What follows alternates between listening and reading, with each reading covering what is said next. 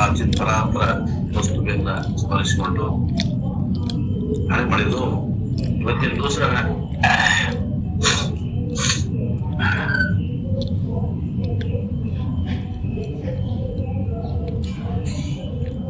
ವೇದಾಂತ ಪರಿಷತ್ತಿನಲ್ಲಿ ಎರಡನೇ ದಿನದ ವಿಷಯವನ್ನ ಚಿಂತನೆ ಮಾಡೋಣ. ಏನದರ ವಿಷಯ? ಎರಡನೇ ದಿನದ ವಿಷಯ ಏನದ? ನಿಮ್ಗ ಗೊತ್ತ್ರಿ, ನಮಗ್ ಗೊತ್ತಿಲ್ಲ, ನಮ್ ನಿನ್ನೆ ಬರ್ಕೊಳ್ಳಿಲ್ಲ ಅಂತೀರೇನು?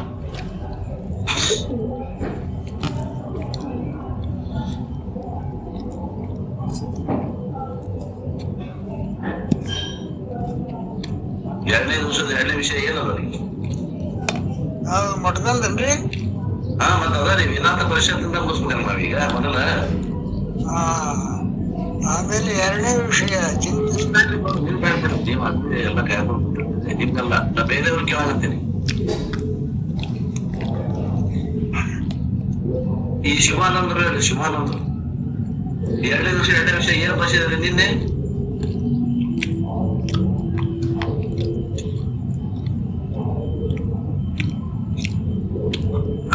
ಬಸವರಾಜ್ ಅವರು ಹೇಳ್ತಾರ, ಸುರೇಶ್ ಹೇಳ್ತಾರ, ಈರಪ್ಪ ಅವ್ರು ಹೇಳು, ಈರಪ್ಪ ಶರಣಪ್ಪ ಅವ್ರು ಹೇಳು, ಈರಣ್ಣ ಗುರುಸಿದ್ದಪ್ಪ ಹೇಳ್ರಿ. ಏನ್ ನಾಳೆ ಎರಡನೇ ವಿಷಯ ಏನದ್ರಿ? ನಿಮ್ಗ ಗೊತ್ತ್ರಿ, ನಮ್ಗೇನ್ ಗೊತ್ತು? ನೀವ್ ಹೇಳಿದ್ದು ನಾವ್ ಕೇಳೋರು. ನಿನ್ನೆ ಮೊನ್ನೆ ದಿವಸದ ಎರಡನೇ ವಿಷಯ ಏನೈತ್ರಿ? ನಿನ್ನೆ ಚರ್ಚೆ ಮಾಡಿದ್ದು ಬೆಳಿಗ್ಗೆ.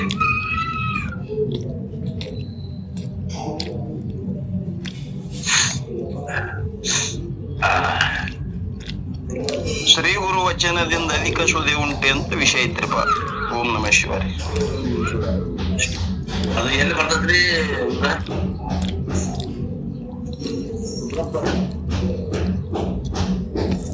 ಮಾತಾಡೋದು ರುದ್ರಪ್ಪ ಅವ್ರನ್ನೇ? ಬಸವರಾಜಪ್ಪ ಬಸವರಾಜಪ್ಪ ಅವ್ರ ನೀತಿ ಕ್ರಿಯಾದೊಳಗೆ ಬರ್ತೈತ್ರಿಪ್ಪ. ನಿಜಗುಂಡ್ರಪ್ಪ ಅವ್ರದ್ದು.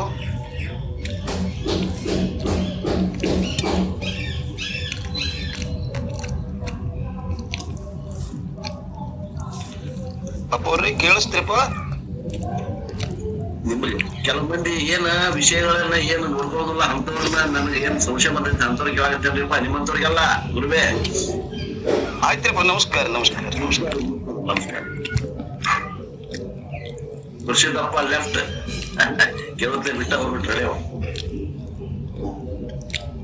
ಶ್ರೀ ಗುರು ವಚನದಿಂದ ಅಧಿಕ ಸುದೆ ಉಂಟೆ ನೀತಿ ಕ್ರಿಯಾಸ್ಥಳ ಒಂದೇ ಪದ್ಯವನ್ನ ಬೇರೆ ಮುಂದೆ ಓದ್ಕೊಡ್ರಿ ಅಂತ ಹೇಳಿದ್ದೆ. ಯಾರ್ಯಾರು ಓದಿದ್ರಿ? ಅದನ್ನ ನಾವು ನಿನ್ನೆ ಪೂರಾ ಮುಗಿಸಕ್ ಆಗಿಲ್ಲ. ಯಾರ ಕಡೆ ಬುಕ್ ಇಲ್ಲ? ಕೈ ಹತ್ರಿ. ಬುಕ್ ಇಲ್ಲ, ಕೈ ಹತ್ರಿ. Sajjan, Hiranna, ನುರ್ವಿ have raised their hands. ಬಾಬನ ಕಡೆ ಬುಕ್ ಅದ ಅನ್ನಂಗಾತು. ಯಾರ ಕಡೆ ಬುಕ್ ಅದ ಕೈ ಹತ್ರಿ. ಇದು ಯಾವ್ದು ಚಿಕ್ಕರಾಮರು ಬರ್ದಿದ್ ಗ್ರಂಥ ಯಾರ ಕಡೆ ಅದ? ಕೈ ಹತ್ರಿ.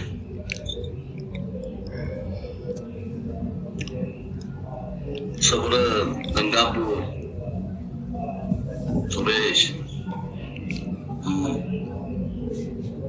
ಗುರುಸಿದ್ದಪ್ಪ, ನೆಲಗುಡ್ಡ, ಮೂವರು ಯಾವ ಹೇಳಿದ್ರೆ ಹ್ಯಾಂಡ್ಸ್ ಓದ್ರಾಗದ. ಬಾಳ ಮಂದಿ ಕಡೆ ಅದ, ಯಾರ ಕಡೆ ಇಲ್ಲ ಅದನ್ನ ಗ್ರಂಥ ನೋಡ್ರಿ. ಅದು ಬಹಳ ಇಂಪಾರ್ಟೆಂಟ್ ಗ್ರಂಥ ಅದ. ಅದು ಪ್ರಿಂಟ್ ನಿಮ್ಗೆ ಇಲ್ಲಿ ಸಿಗ್ತೈತಿ ಇಲ್ಲ ಗೊತ್ತಿಲ್ಲ, ಸಿಕ್ಕರ ಆದಷ್ಟು ನೋಡ್ರಿ. ಸಿಗ್ಲಿಕ್ಕೆ ಅದು ಜೆರಾಕ್ಸ್ ಮಾಡಿಸಿ ಅದು ಓದ್ರಿ. ಬಹಳ ಅಪ್ಪವ್ರು ಬಹಳ ಚಂದ ಬರ್ದಾರ. ಅಪ್ಪವ್ರು ಹಂಗ ಹೇಳಿದಂಗನ ಬರ್ದಾರ ಅದನ್ನ. ಆ ಗ್ರಂಥ ಬಹಳ ಮೊದಲಿನ 3 ಸ್ಥಳ 4 ಸ್ಥಳ 5 ಸ್ಥಳದ ಗ್ರಂಥ ಸಿಗ್ತಾವ ಬೇರೆ ಬೇರೆ. ಮೊದಲಿನ 3 ಸ್ಥಳಕ್ಕ ಚಿಕ್ಕರಾಮರು ಬರ್ದಾರ. 4ನೇ ಸ್ಥಳ ಯೋಗ ಪ್ರತಿಪಾದಕರು ಅವರ ಬರ್ದಾರ, ಬೇರೆ ಗ್ರಂಥ ಬರ್ದಾರ. ಆದ್ರ 5ನೇ ಸ್ಥಳ ಏನೈತಿ, ಜ್ಞಾನ ಪ್ರತಿಪಾದನ ಸ್ಥಳಕ್ಕೆ ದೊಡ್ಡ ಸುಪುತ್ರಪ್ಪನವರ ಬರ್ದಾರ. ಇವು 5 ಸ್ಥಳಗಳಿಗೆ 3 ಗ್ರಂಥಗಳನ್ನ ಸಂಗ್ರಹ ಮಾಡಿ ಅದನ್ನ ಪ್ರತಿಯೊಬ್ಬ ಮುಮುಕ್ಷುಗಳು ಓದಲೇಬೇಕು. ಬಹಳ ಚೆನ್ನಾಗಿರ್ತದ. ಇರ್ಲಿ, ಈಗ ನಾವು ಏನು ಮಾಡಿದ್ರ ಇವತ್ತಿನ ವಿಷಯ ಹೇಳ್ತೇವೆ ನೋಡ್ರಿ. ಚಿಂತಿಸದಿರು ಸುಖ ದುಃಖದ ಎಳೆಗಳು ನೀತಿ ಕ್ರಿಯಾಸ್ಥಳ 8ನೇ ಪದ್ಯ ಅಂತ ಹೇಳಿದ್ದಾನೆ. ಚಿಂತಿಸದಿರು ಸುಖ ದುಃಖದ ಎಳೆಗಳು.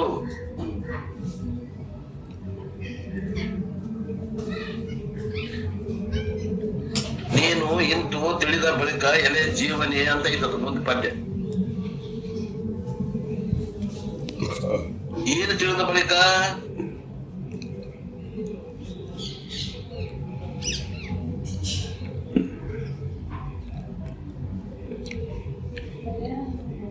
ಸಕಾಮ ನಿಷ್ಕಾಮ ಎರಡೂ ರೀತಿಯಿಂದ ಭಜಿಸಿದರೆ ಭೋಗ ಮೋಕ್ಷ ಎರಡೂ ಪ್ರಾಪ್ತವಾಗುತ್ತವೆ. ಆದ್ದರಿಂದ ಬಲ್ಲವರು ವಿಚಾರ ಮಾಡಿ ನೋಡ್ರಿ ಅಂತ ಹಿಂದಿನ ಪದ್ಯದಾಗ ಹೇಳಿ ವಿಚಾರ.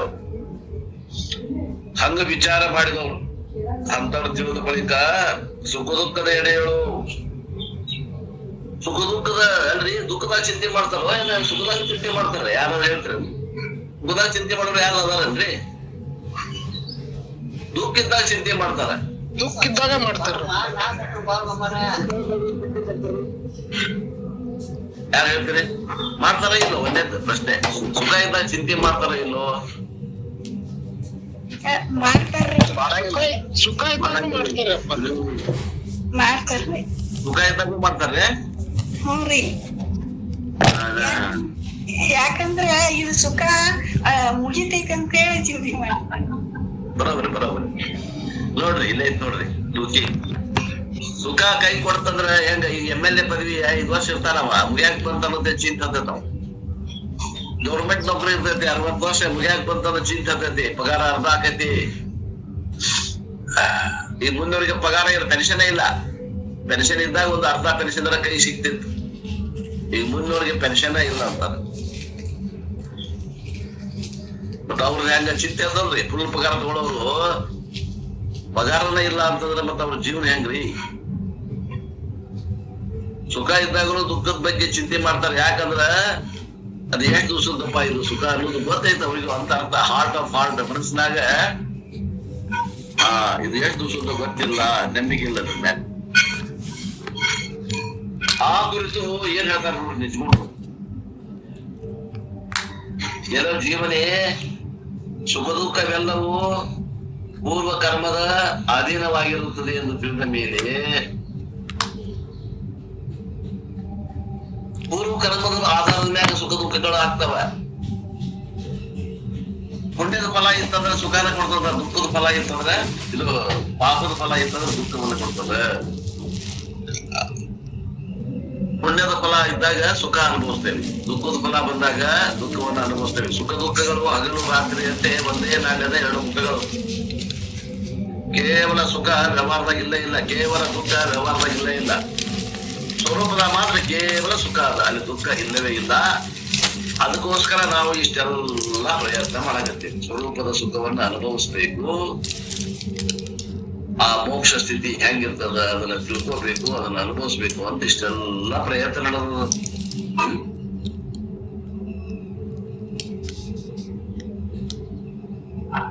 ಪೂರ್ವದ ಕರ್ಮಾಧೀನವಾಗಿರುತ್ತದೆ ಎಂದು ತಿಳಿದ ಮೇಲೆ ಈ ಸುಖ ಅನ್ನುವಂಥದ್ದು ದುಃಖ ಅನ್ನುವಂಥದ್ದು ಎಲ್ಲ ಪೂರ್ವ ಕರ್ಮದ ಅಧೀನ ಆಗಿರುತ್ತದೆ ಅಂತ ತಿಳಿದ ಮೇಲೆ ಪುನಃ ಸುಖ ಪ್ರಾಪ್ತಿ ಆಗಲಿಲ್ಲ, ದುಃಖ ಹೋಗಲಿಲ್ಲವೆಂದು ಯಾಕೆ ಚಿಂತಿಸುತ್ತಿ?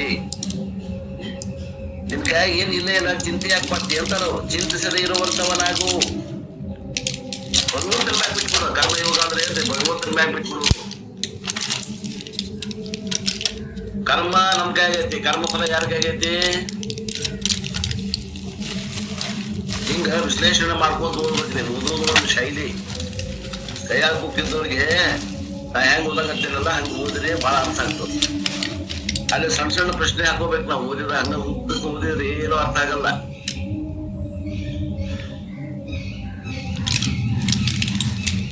ದುಃಖ ಹೋಗಲಿಲ್ಲ ಎಂದು ಯಾಕೆ ಚಿಂತಿಸುತ್ತೆ? ಚಿಂತಿಸದೇ ಇರುವಂತವನಾಗು. ಚಿಂತಿ ಹೆಂಗ್ ಮಾಡ್ದೆ ಇರಕತ್ತೇನ್ರಿ ಅಂತೀವಲ್ಲ. ಫಲ ನನ್ ಕೈಯಾಗಿಲ್ಲ, ಕರ್ಮಾಷ್ಟ ನನ್ ಕೈಯಾಗದ. ಕರ್ಮ ನಾನು ನಿಷ್ಠೆಯಿಂದ ಮಾಡ್ತೀನಿ, ಫಲ ಭಗವಂತನ ಮ್ಯಾಗ ಬಿಟ್ಬಿಡ್ತೇನಿ. ಖಲಾಸ್, ಮುಗಿದು. ಚಿಂತೆ ಅವಶ್ಯಕತೆ ಇಲ್ಲ. ಫಲ ಕಡಿಮೆ ಬಂತು ಅಂದ್ರೆ ಈಶ್ವರ ಪ್ರಸಾದ ಅಂತ ಸ್ವೀಕರಿಸ್ತೇನೆ, ಹೆಚ್ಚಿಗೆ ಬಂದ್ರೆ ಅವನ ಪ್ರಸಾದಪ್ಪ ಭಗವಂತನ ಅನುಗ್ರಹ ಮಾಡ್ಯಾನ ಅಂತ ತಿಳ್ಕೊತೇನೆ. ನಮ್ಗೆ ಏನಿಲ್ಲ ಇಲ್ಲ. ಕರ್ಮ ಫಲದ ಮಾಲಕ ಯಾರು? ಈಶ್ವರ. ಮತ್ತ ಅವನ ಇದಾಕಿ ಒಳಗೆ ನಾ ಯಾಕೆ ಕೈ ಹಾಕಿ ಚಿಂತೆ ಮಾಡ್ಬೇಕು?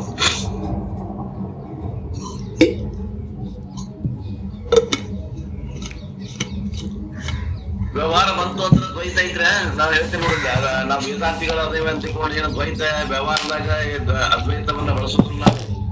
ಬಳಸದಿರು ಅದ್ವೈತವನ್ನು ಬಾಹ್ಯದಲ್ಲಿ ಅಂದ್ರೆ ಏನು?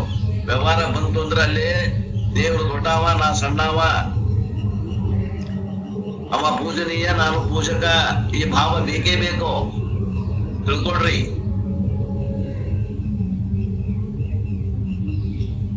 ಸ್ವರೂಪದಿಂದ ಇಬ್ರು ಒಂದಾದೇವೆ ಅಂತ ತಿಳ್ಕೊಂಡು ಆ ಮುಕ್ತ ಸ್ಥಿತಿಯನ್ನ ಅನುಭವ ಮಾಡ್ಲಿಕ್ಕೆ ಮೋಕ್ಷ ಸ್ಥಿತಿಯನ್ನು ಹೇಳ್ಯಾರ ಹೊರತು ವ್ಯವಹಾರಕ್ಕೆ ಬಂದಂತಂದ್ರ ಅಲ್ಲೇ ದ್ವೈತ ಭಾವ ಅದ. ಆದ್ದರಿಂದ ದ್ವೈತಿಗಳನ್ನ ನಾವು ಕಡೆಗಣಿಸೋದಿಲ್ಲ, ಅಧ್ಯಾತ್ಮವನ್ನ ಬಿಡುವುದಿಲ್ಲ. ನೋಡ್ರಿ, ತಿಳ್ಕೊಡ್ರಿ, ಮಾತಿನ ಅರ್ಥ ತಿಳ್ಕೊಡ್ರಿ.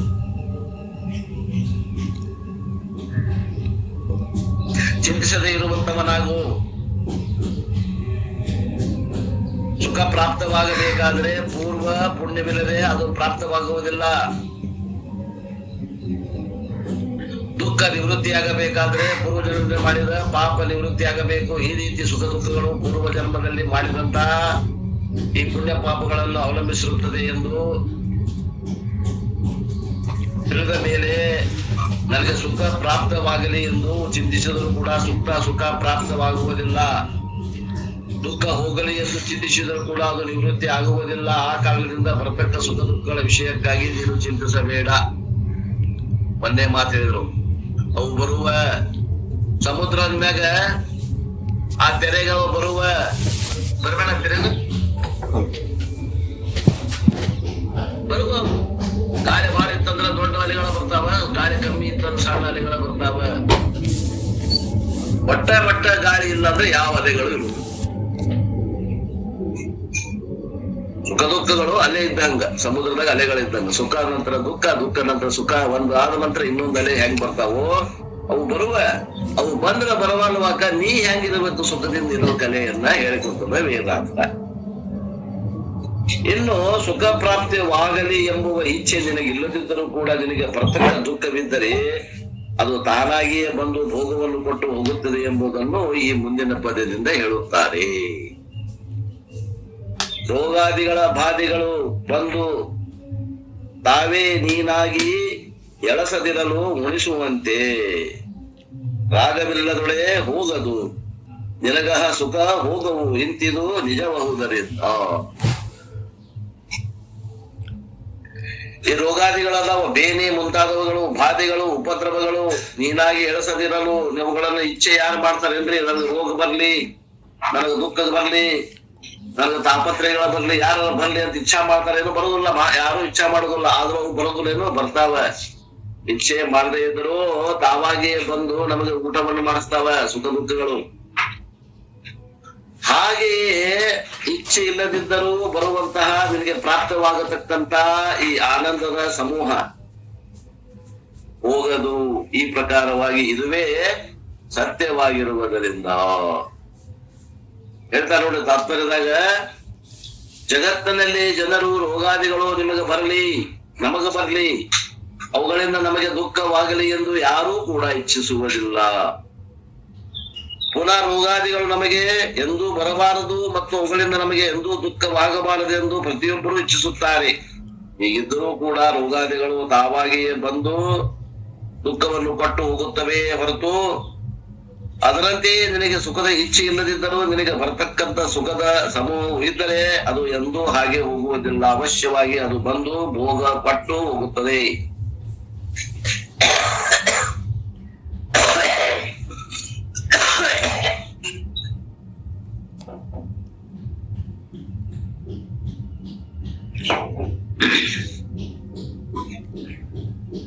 ಸುಖ ಬರಬಾರ್ದಪ್ಪ ನನಗಂತ ಇಚ್ಛಾ ಮಾಡಿ, ಸುಖಾನ ಬರಬಾರ್ದು ನನಗಂತ ಇಚ್ಛಾ ಮಾಡಿ. ಅದು ಬಾರ್ದ ಇರ್ತತೆ ನೋಡಲ್ಲ. ಆ ಬರೋದು ನಮ್ಮಲ್ಲೇ ಇತ್ತಪ್ಪ ಅಂತಂದ್ರೆ ಅದು ಪುಣ್ಯ, ಅದು ಸುಖ ಕೊಟ್ಟ ಹೋಗ್ತದ. ಒಳ್ಳೆ ಅಂದ್ರೆ ಕೇಳೋದಿಲ್ಲ, ಉಣ್ಣಬೇಕಾಗ್ತದ. ಅದು ಹಾಗೆ ಹೋಗುವುದಿಲ್ಲ. ಅವಶ್ಯವಾಗಿ ಭೋಗವನ್ನು ಕೊಟ್ಟೇ ಹೋಗುತ್ತದೆ, ಇದು ಸತ್ಯವು. ಇದರಲ್ಲಿ ಯಾವ ಸಂಶಯವೂ ಇಲ್ಲ. ಆದ್ದರಿಂದ ಸುಖದ ಸಲುವಾಗಿ ಚಿಂತೆ ಮಾಡಲು ಕಾರಣವಿಲ್ಲ. ಚಿಂತೆ ಮಾಡಿದ್ರೆ ಬರ್ತೈತ್ರಿ, ಇಲ್ಲಾಂದ್ರೆ ಹೆಂಗ್ ಬರ್ತೈತಿ ಅಂತೀರೇನು? ಇಲ್ಲ, ಹಂಗೇನಿಲ್ಲ.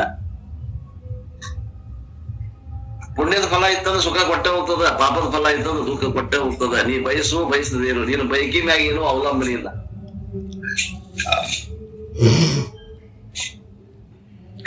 ಇನ್ನು ದುಃಖದ ನಿವೃತ್ತಿಗೋಸ್ಕರ ಚಿಂತೆ ಮಾಡುತ್ತೇವೆ ಅಂತ ಯಾರಾದ್ರು ಅಂದ್ರ ನೋಡ್ರಿ, ದುಃಖ ಬಂದದ, ದುಃಖದ ನಿವೃತ್ತಿಗೆ ಚಿಂತೆ ಮಾಡ್ತೇವೆ ಅಂದ್ರ ಅದಕ್ಕೂ ಚಿಂತೆ ಮಾಡ್ಬೇಡಂತಾರ.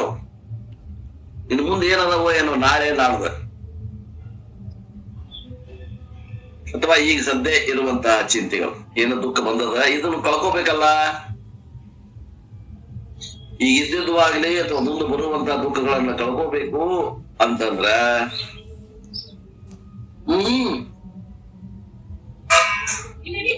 ಅವು ದುಃಖಗಳು ಹೆಂಗ್ ಹೋಗ್ತಾವ್ರಿ? ಅವು ಹೋಗಿಸಿದ್ರೆ ಹೆಂಗ್ ಹೋಗ್ತಾವು? ಹೋಗಿಸಿದ್ರೆ ನಿವೃತ್ತಿ ಆಗ್ತಾವ ಅಲ್ಲ, ಹೋಗಿಸದ ನಿವೃತ್ತಿ ಆಗುವುದಿಲ್ಲ. ಆದ್ದರಿಂದ ಈಗಿರುವಂತ ದುಃಖಗಳನ್ನಾಗ್ಲಿ ಮುಂದೆ ಬರುವಂತ ದುಃಖಗಳ ಬಗ್ಗೆನೂ ಚಿಂತೆ ಮಾಡಬೇಡ ಅಂತ.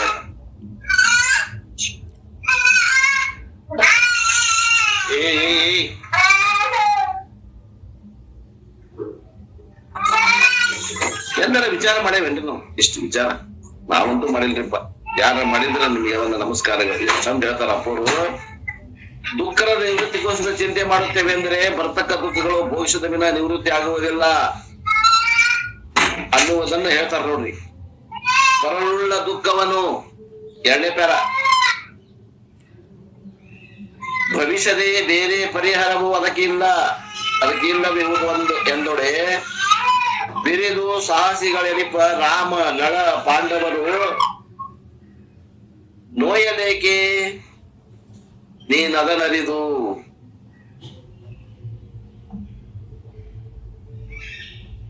ಬರಲಿಕ್ಕೆ ಯೋಗ್ಯವಾದ ದುಃಖಗಳನ್ನು ಊಟ ಮಾಡದೆ ಎರಡನೆಯ ಅದಕ್ಕೆ ಪರಿಹಾರ ಉಪಾಯ ಇಲ್ಲ. ಆ ಅನುಭವಿಸುವ ದುಃಖಗಳಿಗಿಲ್ಲವು ಎಂದೊಡೆ ಇರುವುದು ಎಂದರೆ ಮಹಾಪರಾಕ್ರಮಗಳ ಎನಿಸಿದಂತ ರಾಮ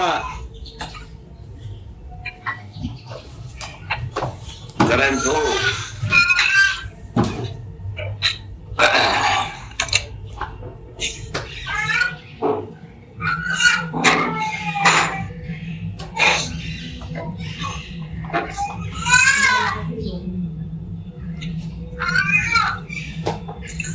ಮಹಾಪರಾಕ್ರಮಿಗಳು ಎನಿಸಿದ ರಾಮ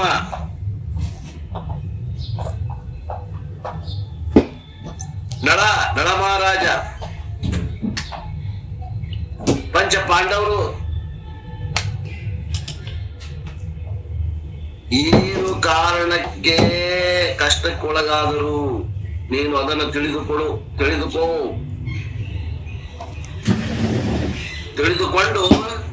ಅವ ಮತ್ತೆ ಜೋಡಿಸ್ಬೇಕ್ರಿ ಮ್ಯಾಗ್ನೇ ಲೈನ್. ಏನು? ಚಿಂತಿಸದಿರು ಸುಖ ದುಃಖದ ಎಳೆಗಳು ನೀ ನಿಂತು ತಿಳಿದ ಬಳಕೆಲೆ ಜೀವನೇ. ಮತ್ತೆ ಕುಡಿಸೋಬೇಕು ಆ ಲೈನ್, ಅರ್ಧ ಅದ ಸೆಂಟೆನ್ಸ್. ಮನುಷ್ಯನು ತನಗೆ ಬರ್ತಕ್ಕ ದುಃಖಗಳನ್ನು ಅನುಭವಿಸಿಯೇ ತೀರಿಸಬೇಕು ಹೊರತು ಅನುಭವಿಸದ ವಿನ ಅವುಗಳಿಗೆ ಬೇರೆ ಉಪಾಯಗಳಿಂದ ನಿವೃತ್ತಿ ಆಗುವುದು ಏನಿಲ್ಲ. ಬೇರೆ ಉಪಾಯಗಳಿಂದ ನಿವೃತ್ತಿ ಆಗುತ್ತೇವೆ ಎಂದರೆ ಮಹಾಪರಾಕ್ರಮಿಗಳು ಎಂದು ಹೇಳಿಸಿಕೊಂಡಂತ ರಾಮ ನಳ ಪಾಂಡವರು ಏಕೆ ಕಷ್ಟಪಡುತ್ತಿದ್ರು? ರಾಮನು ಸಾಕ್ಷಾತ್ ಹರಿಯ ಅವತಾರ.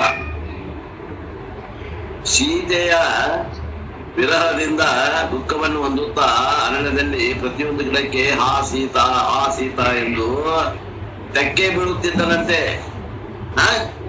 ಸಾಕ್ಷಾತ್ ಭಗವಂತನಿಗೆ ಅವತಾರ ಇದ್ರೂ ದುಃಖವನ್ನು ಭವಿಷ್ಯ ತೀರ್ಬೇಕಾಯ್ತು, ಇನ್ನು ಉಳಿದೋರ ಪಾಡೇನು ಅಂತಾರ. ಇನ್ನು ನಳ ಮಹಾರಾಜ ಪರಾಕ್ರಮಿಯಾಗಿದ್ದ, ಚಕ್ರವರ್ತಿ ರಾಜ. ಇಂಥವ ತನ್ನ ತಮ್ಮನ ಸಂಗಡ ಜೂಜನ್ನ ಆಡಿದ. ಇಡೀ ರಾಜ್ಯವನ್ನೆಲ್ಲ ಸೋತ ತನ್ನ ಹೆಂಡತಿಯೊಡನೆ ಕೂಡಿಕೊಂಡು ಅರಣ್ಯವಾಸಿಯಾದ. ಪುರ ಅರಣ್ಯದಲ್ಲಿ ಹೆಂಡತಿಯನ್ನು ಸಹ ಕಳೆದುಕೊಂಡು ತನಗೆ ಮಾಂಡಲಿಕನಾಗಿದ್ದ ಒಬ್ಬ ರಾಜನಲ್ಲಿ ಅಡಿಗೆಯವನಾಗಿ ಸೇರಿಕೊಂಡು ಅಡಿಗೆ ಮಾಡುತ್ತಾ ಎಷ್ಟೋ ದಿವಸ ಕಾಲವನ್ನು ಕಳೆದ. ಚಕ್ರವರ್ತಿ ರಾಜನೆತ್ತ ತನಗೆ ಮಾಂಡಲಿಕನಾದ ರಾಜನಿಗೆ ಅಡಿಗೆ ಮಾಡುವುದೆತ್ತ ಮತ್ತೆ ಇವರೆಲ್ಲ ಯಾಕೆ ಕಳ್ಕೊಳ್ಳಿಲ್ರಿ? ಮಹಾಭಾರತ ಕಥೆಗಳನ್ನ ಯಾಕೆ ಓದ್ಬೇಕು? ನೋಡ್ರಿ, ಅವರು ಅಂತ ಅನುಭವ ಮಾಡಿದ್ರಲ್ಲ. ಗಡ ಮಹಾರಾಜ ಅಂತ ನೋಡ್ರಿ, ಅದ ಪರಿಸ್ಥಿತಿ ನಮಗ ಬಂದದ ಅಂತ ತಿಳ್ಕೊಳ್ರಿ. ಅಂತ ಪರಿಸ್ಥಿತಿ ಬೇರೆ ಬಂದಿಲ್ಲ, ಅಂತ ಪರಿಸ್ಥಿತಿ ಎಲ್ಲ ಬಂದೈತಿ ನಮಗೆ. ಅದಕ್ಕಿಂತ ಬಹಳ ಸಣ್ಣದ ನಮ್ಗೆ ಬಂದದ್ದು, ಅದನ್ನ ಸಹಿಸ್ಕೊಳಕ್ ಆಗಬಾರ್ದು. ರಾಮಗಿಂತ ಪರಿಸ್ಥಿತಿ ಬಂದ್ರಿ, ಭಗವಂತನ ಅವತಾರ. ಮತ್ತ ಅದನ್ನ ನೋಡೋರಿಗೆ ದುಃಖ ಆಗ್ತದ. ಅವಂಗೇನ್ ದುಃಖ ಆಗಿಲ್ಲ ಬಿಡ್ರಿ, ಯಾಕ ಅವ ಅವತಾರಿ ಪುರುಷ ಇದ್ದ, ಅವ್ನ್ ಗೊತ್ತಿರ್ತಿದ್ದೆಲ್ಲ ಮಿಥ್ಯಾ ಅದ ಅಂತ. ಮಿಥ್ಯಾ ಅಂತೀವಲ್ರಿ, ಏನ್ರಿ ಅದು ಮಿಥ್ಯಾ? ಹಂಗ ಅನ್ಕೋತ ಏನ ಅರ್ಥ?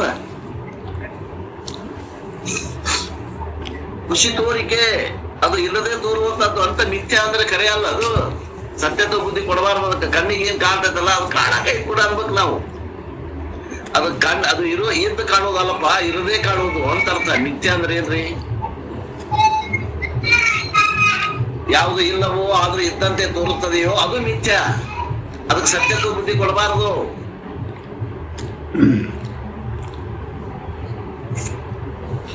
ಈ ಸತಿ ಒಳಗೆ ಇತ್ತ ಒಂದು ರಾಮನಿಗೆ ನಾವು ನೋಡೋರು, ಹೇ ರಾಮ ಹೇ ಸೀತಾ ಅಂತ ಅವ ಮಾಡೋದು ಪಾತ್ರ ಮಾಡಕತ್ತಿದ್ದ ಅವ. ಆ ಪಾತ್ರ ಅವ ಬರ್ದಿದ್ದ ವಾಲ್ಮೀಕಿ ಅಂತ. ಮೊನ್ನೆ ಯಾರೋ ಹೇಳಿದ್ರಲ್ಲ, ಅಲ್ಲಿ ನಾಟಕ ಮಾಡಕತ್ತಿದ್ದವ. ಜ್ಞಾನ ಆದ ನಂತರ ನಾಟಕ ಚಾಲು ಆತ್ರಿ ನಮ್ದು. ಯಾವ ರಾಜ್ಯದವ್ರು ನಾವು? ಕರ್ನಾಟಕ ರಾಜ್ಯದವರು. ಏನಂಗಂದ್ರ ನಾಟಕ ಮಾಡುವುದು. ಜ್ಞಾನ ಆದ ನಂತರ ನಾಟಕ ಮಾಡಕ್ ಕಲಿಬೇಕು.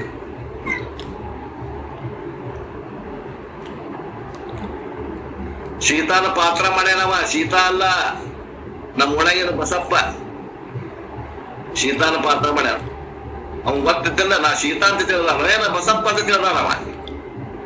ಹಂಗ ಇಲ್ಲಿ ನಾವು ಆತ್ಮ ಅನ್ನೋದು ತಿಳ್ಕೊಂಡು ಇದೇನು ಪಾತ್ರ ಐತಲ್ಲ, ಈಗ ಏನು ಒಂದ್ ಪಾತ್ರ ಕೊಟ್ಟಾರ ನೋಡ್ರಿ. ನಮ್ಮ ಮನ್ಯಾಗ ಒಂದ್ ಪಾತ್ರ ಹಿರಿಯತನ ಒಂದ್ ಪಾತ್ರ ಕೊಟ್ಟಾರ. ಈ ಪಾತ್ರವನ್ನ ಮಾಡೋದು ಕರೆ ಅಂತ ತಿಳಿದು ಮಾಡುವಂತ ಇಲ್ಲದ ರಾಮ.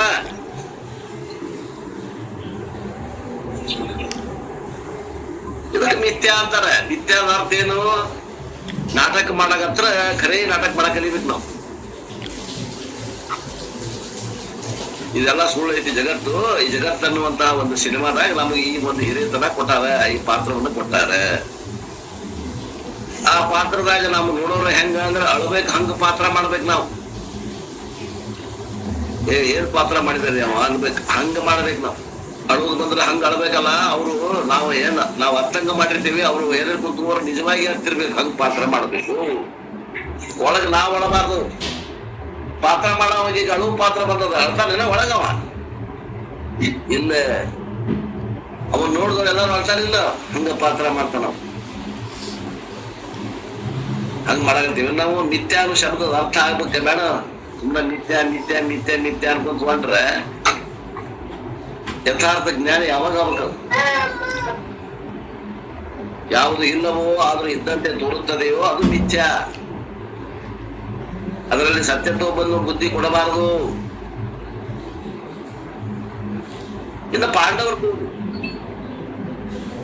ಕೃಷ್ಣ ಭಗವಂತನ ಸಹಾಯ ಇದ್ರೂ ಕೂಡ 12 ವರ್ಷ ವನವಾಸ, 1 ವರ್ಷ ಅಜ್ಞಾತವಾಸವನ್ನು ಭೋಗಿಸಬೇಕಾತು. ಅಂದಮೇಲೆ ಬರ್ತಕ್ಕ ದುಃಖಗಳನ್ನು ಭೋಗಿಸಿಯೇ ತೀರಿಸಬೇಕಲ್ಲದೆ ನಿವಾರಣೆ ಮಾಡಿಕೊಳ್ಳಲಿಕ್ಕೆ ಬರುವುದಿಲ್ಲ. ಇನ್ನು ಬೇರೆ ಉಪಾಯದಿಂದ ನಿವೃತ್ತಿ ಮಾಡಿಕೊಳ್ಳಲಿಕ್ಕೆ ಬರುತ್ತಿದ್ದರೆ ಯಾವುದಾದ್ರೂ ಒಂದು ಉಪಾಯವನ್ನು ಮಾಡಿ ನಿವೃತ್ತಿ ಮಾಡಿಕೊಳ್ಳಬೇಕಾಗಿದ್ದು ಮಾಡಿಕೊಂಡಿಲ್ಲ, ಆದ್ದರಿಂದ ಬರುವುದಿಲ್ಲ. ಇದನ್ನು ತಿಳಿದು ದುಃಖದ ಸಲುವಾಗಿಯೂ ನೀನು ಚಿಂತಿಸುವ ಕಾರಣ ಇಲ್ಲ.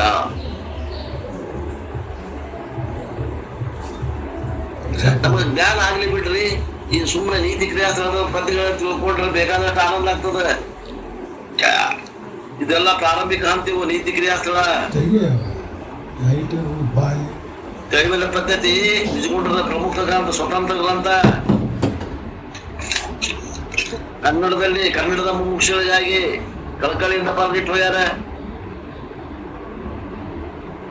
ದಿವಸ ಒಂದು 5 ಪೇಜ್ ಓದ್ಕೊಂತ ಹೋಗ್ರಿ ಅದನ್ನ. ಅದು ಹೆಂಗ್ ನಮಗೆ ಜ್ಞಾನ ಆಗೋದಿಲ್ಲ, ನಾನ್ ನೋಡ್ತೀನಿ. ಹಾಗೆ ಆಗ್ತದೆ. ನಮ್ಮ ಸಾಧನೆನೇ ಇಲ್ಲ, ಸಾಧನೆ ಮಾಡ್ಬೇಕು. ಇನ್ನು 3ನೇ ಪದ್ಯಕ್ಕೆ ಪೀಠಿಕೆ ಹೇಳ್ತಾರೆ ನೋಡ್ರಿ, ಬರತಕ್ಕಂತ ಹೋಗತಕ್ಕಂತ ಸುಖ ದುಃಖಗಳ ಚಿಂತೆಯನ್ನು ಬಿಟ್ಟು ನೀನು ಪರಮಾತ್ಮನ ಆಶ್ರಯವನ್ನು ಮಾಡಿಕೊಂಡು ಶಾಂತನಾಗಿರೆಂದು ಮುಂದಿನ ಪದ್ಯದಿಂದ ವರ್ಣಿಸುತ್ತಾರೆ. ಜನನ ಮರಣದ ಆಗು ಹೋಗಿ ನೋಳ್, ಒಡೆತನವೆನಿತಿಲ್ಲವಾಗಿ ನಿನ್ನೊಳು ತೋರ್ಪವು, ತನುಭೋಗ ನಿಖರವಂತಹುದು ಸೈತಿರು, ನೀನು ಘನಶಂಭುಲಿಂಗದ ಆಧೀನನಾಗಿ. ಹುಟ್ಟು ಸಾವುಗಳು,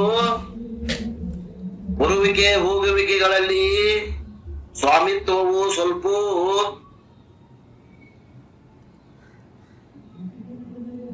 ಸ್ವಲ್ಪವಾದರೂ ಇಲ್ಲ. ಬರ್ತಾವ ಹೋಗವ, ಇದ ಬರ್ಬೇಕು ಇದು ಹೋಗ್ಬೇಕಿಲ್ಲ, ನಮ್ ಕೈಯಾಗ ಅಧಿಕಾರ ಇಲ್ಲ, ಹೊಡೆತನ ಇಲ್ಲ, ಸ್ವಲ್ಪ ಇಲ್ಲ. ಆದ್ರೆ ನಿನ್ನಲ್ಲಿ ತೋರ್ತಾವ, ನಿನ್ನಲ್ಲಿ ತೋರುತ್ತವೆ. ತೋರಿದ್ರೆ ತೋಲ್ರಿ, ಸತ್ಯ ಅಂತ ಸತ್ಯದ ಬುದ್ಧಿ ಯಾಕೆ ಮಾಡ್ತೀವಿ ಅಂತಾರ. ದೇಹದ ಭೋಗಗಳ ಸಮೂಹವು ಅಂತಹದು ಮಿಥ್ಯಾದ. ದೇಹದ ಸಮೂಹಗಳ ಭೋಗ ಅನಿತ್ಯದ, ಮಿಥ್ಯಾದ, ತೋರ್ತದ, ಇಲ್ಲದೆ ತೋರ್ತದ. ಯಾವುದಕ್ಕೆ ಸ್ವತಂತ್ರವಾದ ಇರುವಿಕೆ ಇಲ್ಲವೋ, ಆದರೆ ಇದ್ದಂತೆ ತೋರುತ್ತದೆಯೋ ಅದೇ ಮಿಥ್ಯೆ. ಅನುಭೋಗ ನಿಖರವು, ದೇಹದ ಭೋಗಗಳ ಸಮೂಹವು ಮಿಥ್ಯಾದ. ನೀನು ಶ್ರೇಷ್ಠನಾದ ಪರಮಾತ್ಮನ ಅಧೀನನಾಗಿ ವಶನಾಗಿ ಶಾಂತ ಚಿತ್ತನಾಗಿರು. ಒಂದು ಕವಚ ಕೊಡ್ತಾರೆ, ಕವಚ ಹಾಕೊಂಡ್ಬಿಟ್ರಿ ಅಂತಾರ. ಸುಖ ದುಃಖಗಳಿಂದ ರಕ್ಷಣೆ ಮಾಡ್ಕೊಳ್ಳಿಕ್ಕೆ ಪರಮಾತ್ಮನ ಆಶ್ರಯ ಮಾಡ್ಕೊಂಡು ಆ ಪರಮಾತ್ಮನ ಕವಚವನ್ನು ಹಾಕೋ. ಸುಖ ದುಃಖದ ಎಳೆಗಳು ಚಿಂತಿಸದೇ ಇರು. ಅವು ಬಂದಾಗ ಚಿಂತೆ ಮಾಡಕ್ ಹೋಗ್ಬೇಡ. ಬರ್ತಾವ, ಹೋಗು ಹೋಗ್ತಾವ, ನೀ ಯಾವಾಗ್ಲೂ ಇರಾವ. ಅವು ಬರು ಹೋಗು ಆಗಂತಕ್ಕದಾವ. ಬರಬೇಡ ಅಂದ್ರೆ ಬಿಡುವುದಿಲ್ಲ, ದುಃಖ ಬರಬೇಡ ಅಂದ್ರೆ ಬಿಡುವುದಿಲ್ಲ. ಸುಖ ಬಾ ಅಂದ್ರೆ ಬರುವುದಿಲ್ಲ, ಬ್ಯಾಡ ಅಂದ್ರೆ ಬಿಡುವುದಿಲ್ಲ.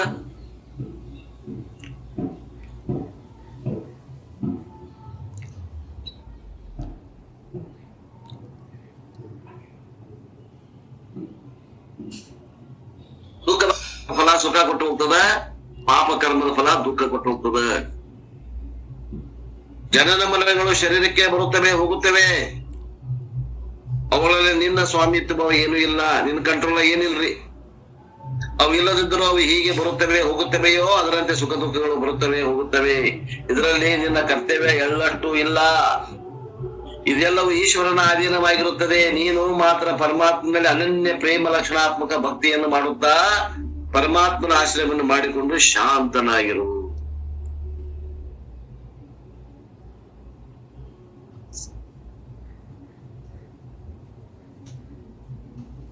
ಇಷ್ಟು 1ನೇ ಪದ್ಯ.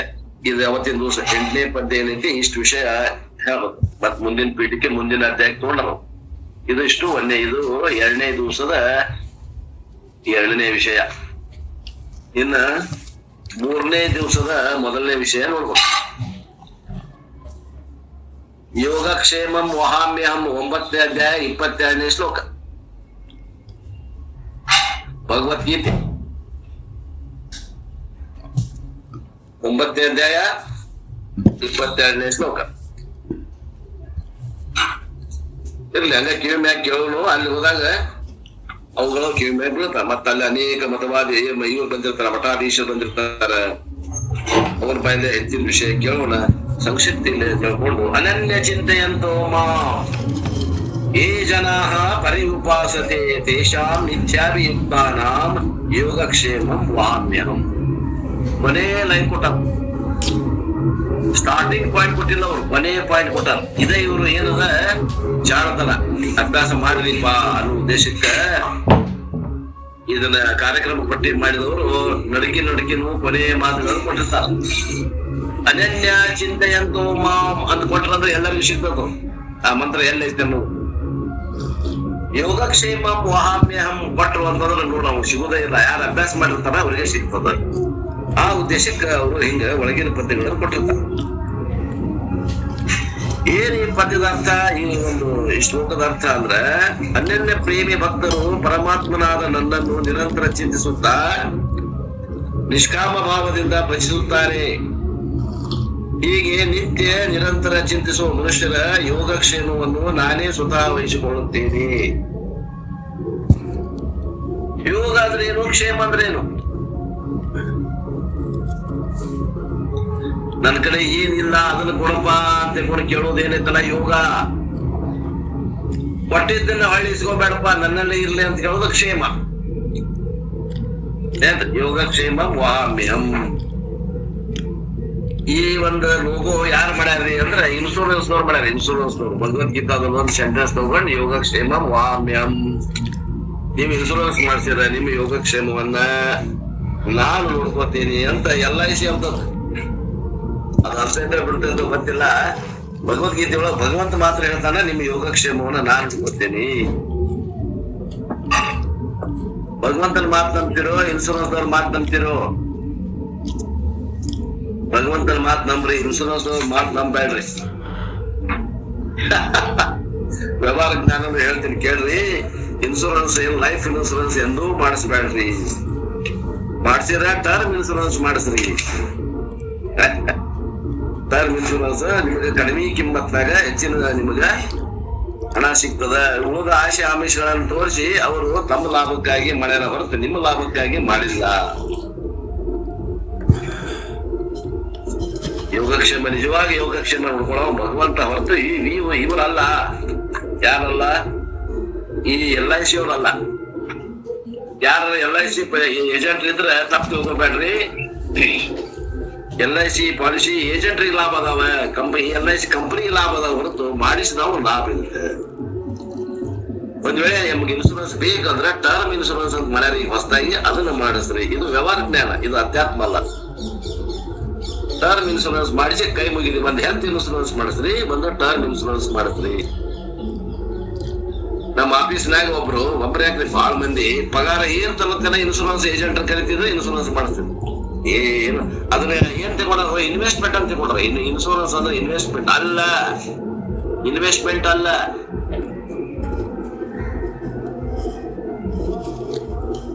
ಅದು ಒಂದು ಒಡಂಬಡಿಕೆ. LIC ಆಫೀಸಿಗೂ ಆ ಮನುಷ್ಯನಿಗೂ ಒಂದು ಒಡಂಬಡಿಕೆ. ಏನಪ್ಪಾ ಅಂತಂದ್ರ ಹೇಳ್ಬಿಡ್ತೀನಿ, ಅದನ್ನು ಎಲ್ಲ ನಮ್ಮವ್ರ ಒಬ್ಬಮ್ಮ ಕಾರಿನ ಡ್ರೈವರ್ ಇರ್ತಾನ, ಅಥವಾ ಪೈಲಟ್ ಆಫೀಸರ್ ಇರ್ತಾನ, ಅಥವಾ ಲೋಕೋ ಡ್ರೈವರ್ ಇರ್ತಾನ, ಟ್ರೈನ್ ಡ್ರೈವ್ ಮಾಡಿರ್ತಾನ, ಹಗಲೆಲ್ಲ ಪ್ರಯಾಣ ಹೋಗ್ತಿರ್ತಾನ. ಅವಂದು ಜೀವನ ಒಳ್ಳೆ ಮನೆಗೆ ಬರ್ತಾನೋ ಇಲ್ಲೋ ಗ್ಯಾರಂಟಿ ಇಲ್ಲ. ಸೈನಿಕ ಅದಾನ, ಬರ್ತಾನೋ ಇಲ್ಲ ಗೊತ್ತಿಲ್ಲ, ಗ್ಯಾರಂಟಿ ಇಲ್ಲ. ಅವ ಮನೆಗೆ ಬರ್ಲಿಲ್ಲ, ಏನಾದ್ರು ಅಪಘಾತಕ್ಕೊಳಗಾಗಿ ಅವಾಗ ಏನಾರ ಅಕಸ್ಮಾತ್ ಮರಣ ಪ್ರಾಪ್ತಿ ಆತಂದ್ರ ಅವನ ಮನೆತನ ಏನಾಗ್ತದ, ಕುಂಠಿತ ಆಗ್ತದ. ಎಲ್ಲಾ ಡೆವಲಪ್ಮೆಂಟ್ ಆ ಮನೆತನದ್ದು. ಹಂಗ ಆಗ್ಬಾರ್ದು ಅನ್ನೋ ಉದ್ದೇಶಕ್ಕೆ ಇನ್ಶೂರೆನ್ಸ್ ಮಾಡಿಸಿದ್ರು.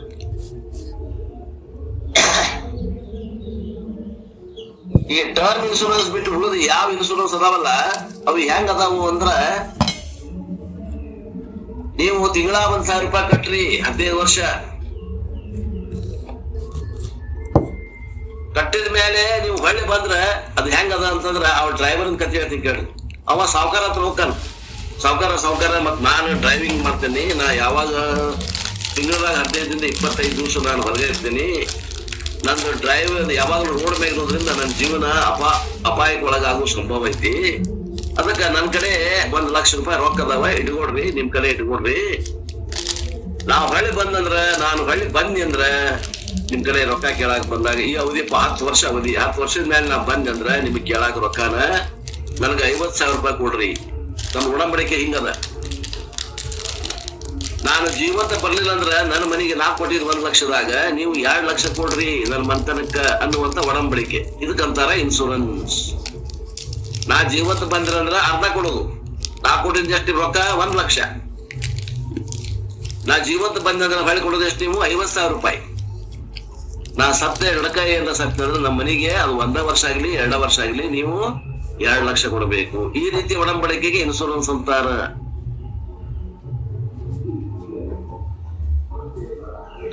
ಟರ್ಮ್ ಇನ್ಶೂರೆನ್ಸ್ ಮಾಡಿಸ್ಬಿಡ್ರಿ. ಟರ್ಮ್ ಇನ್ಶೂರೆನ್ಸ್ ಅಂತಂದ್ರ ಆ ಮನೆತನಕ್ಕೆ ಏನದ ಫುಲ್ ಜವಾಬ್ದಾರಿ ಇರ್ತದ. ಅವ್ರು ಹಣ ಕೊಡ್ತಾರ, ಆ ಮನೆತನದ ಪ್ರಾಬ್ಲಮ್ ನೀಗ್ತದ. ಮತ್ತೆ ಏನದ ಇನ್ಶೂರೆನ್ಸ್ ನಿಮ್ಮ ಪ್ರೀಮಿಯಂ ಕಡಿಮೆ ಇರ್ತದ. ಅಲ್ಲಿ ಯಾವ ಆಶೆ ಆಮಿಷಗಳು ಏನು ಇರುದಿಲ್ಲ ಅದ್ರಾಗ ಉಳಿದುದು. ಆದ್ದರಿಂದ ಹಂಗ ಯೋಗಕ್ಷೇಮ ಮಹಾಮ್ಯಂ ಅಂತ ತಿನ್ಸೋದವ್ರು ಇದನ್ನ ತಗೊಳ ಇರ್ಲಿ. ಇದು ಎಲ್ಲ ವಿಷಯ ಲೌಕಿಕ ವಿಷಯ. ಇನ್ನೇನ್ ಹೇಳ್ತಾರ ನೋಡ್ರಿ, ಅನನ್ಯರಾಗಿ ಅಂದ್ರೆ ಏನು? ಬೇರೆಯಾಗದವರಾಗಿ. ಯಾರಿಗೆ ಬೇರೆ? ಪರಮಾತ್ಮನಿಗಿಂತ ಬೇರೆಯಾಗದವರಾಗಿ. ಪರದೇವನಾದ ನಾರಾಯಣನಾದ ನನ್ನನ್ನು ಆತ್ಮನನ್ನಾಗಿ ಮಾಡಿಕೊಂಡವರಾಗಿ ಧ್ಯಾನಿಸುತ್ತಾ ನನ್ನನ್ನು ಯಾವ ಜನರು ಎಂದರೆ ಸನ್ಯಾಸಿಗಳು ಉಪಾಸನೆ ಮಾಡುತ್ತಲಿರುವರೋ, ಅಂದ್ರ ಸನ್ಯಾಸಿಗಳು ಅಂದ್ರೆ ಮಾನಸಿಕ ಸನ್ಯಾಸಿಗಳು. ಸನ್ಯಾಸ is ever mental, it is never physical. ಸನ್ಯಾಸ ದೇಹಕ್ಕೋ ಮನುಷ್ಯಗೋ?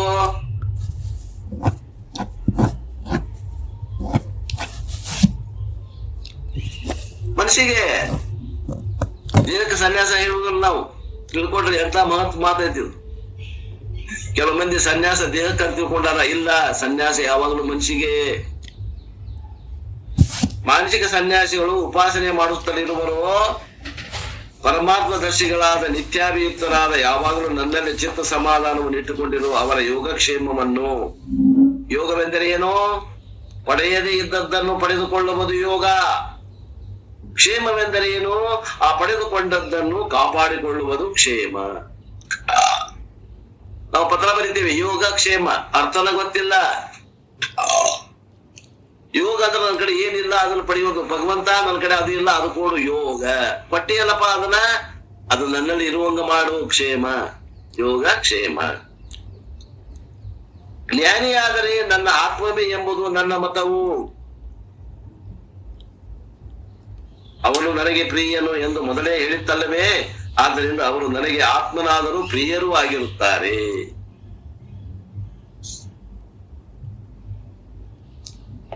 ಇನ್ನ ಮಿಕ್ಕ ಭಕ್ತರ ಯೋಗಕ್ಷೇಮನು ಭಗವಂತನು ವಹಿಸಿಯೇ ವಹಿಸುತ್ತಾನಲ್ಲವೇ? ನಿಜ, ವಹಿಸಿಯೇ ವಹಿಸುತ್ತಾನೆ. ಆದರೆ ಇದೊಂದು ವಿಶೇಷ ಉಂಟು. ಮಿಕ್ಕ ಭಕ್ತರಿರುತ್ತಾರಲ್ಲ, ಅವರು ತಮಗಾಗಿ ತಾವು ಯೋಗಕ್ಷೇಮಕ್ಕೆ ಪ್ರಯತ್ನಿಸುತ್ತಿರುವವರು. ಅನನ್ಯದರ್ಶಿಗಳಾದರೂ ತಮಗಾಗಿ ಯೋಗಕ್ಷೇಮವನ್ನು ಪಡೆಯುವುದಕ್ಕೆ ಪ್ರಯತ್ನಿಸುವುದಿಲ್ಲ. ಅವರು ಬದುಕಿರಬೇಕೆಂದಾಗಲಿ ಸಾಯಬೇಕೆಂದಾಗಲಿ ಇಚ್ಛೆಯನ್ನು ಮಾಡುವುದೇ ಇಲ್ಲ. ಭಗವಂತ ಒಬ್ಬನನ್ನೇ ಅವರು ಶರಣ ಹೊಕ್ಕಿರುತ್ತಾರೆ. ಆದ್ದರಿಂದ ಭಗವಂತನಿಗೆ ಅವರಿಗೆ ಯೋಗಕ್ಷೇಮವನ್ನು ವಹಿಸುತ್ತಾರೆ. ಭಗವಂತನ ಅವ್ರ ಯೋಗಕ್ಷೇಮ ಭಗವಂತನ ಕೈ ಕೊಟ್ಬಿಟ್ಟಾರ ಅವ್ರು. ಕೊಟ್ಟಂಗ ಮಾಡಿಲ್ಲ, ಅವರು ಪೂರಾ ಕೊಟ್ಬಿಟ್ಟಾರ.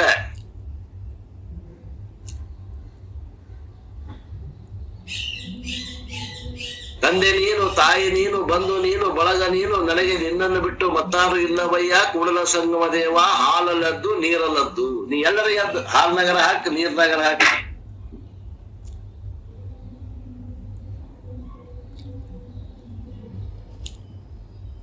ಸುಖದಾಗರ ಹಾಕಿ, ದುಃಖದಾಗರ ಹಾಕ. ನೀವೇ ಬಿಟ್ಟಿದ್ದು ಭಗವಂತನ ಮ್ಯಾಗ ಪೂರಾ ಶ್ರದ್ಧೆ. ಯೋಗಕ್ಷೇಮ ಅವ ನೋಡ್ಕೊತಾನೆ. ಯೋಗಕ್ಷೇಮ ನಾನ್ ನೋಡ್ಕೊಳಕ ನನ್ಗಾಗುದಿಲ್ಲ. ಅವನ ಮ್ಯಾಗ ಭಾರ ಹಾಕಿ ನಾ ಏನ್ ಮಾಡಕತ್ತೀನಿ? ಭಗವಂತನ ಆರಾಧನೆ ಮಾಡಕತ್ತೀನಿ. ಅನನ್ಯವಾಗಿ ಚಿಂತನೆ ಮಾಡ್ತೀನಿ, ಭಗವಂತನ ಅನನ್ಯ ಚಿಂತನೆ. ಇವೆಲ್ಲ ನನ್ ಕೈಯಾಗಿಲ್ಲ, ಇವೆಲ್ಲ ನಿನ್ ಕೈಯಾಗದವಪ್ಪ. ನನ್ ಕೈಯಾಗಿ ಏನು ಇಲ್ಲವೇ ಇಲ್ಲ.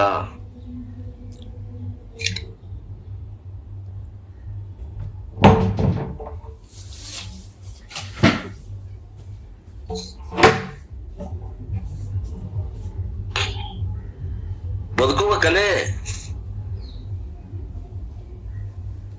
ನಾವೊಂದು ಉದಾಹರಣೆ ಹೇಳಿದ್ದಲ್ಲ ಹಿಂದ, ನೆನಪೈತೇನೆ ಇಲ್ಲೋ? ಕೃಷ್ಣ ಅವನ ಹೆಂಡತಿ ಹೆಸರೇನ್ರಿ? ಕೃಷ್ಣನ ಹೆಂಡತಿ ಹೆಸರು ಗೌಡ್ರ?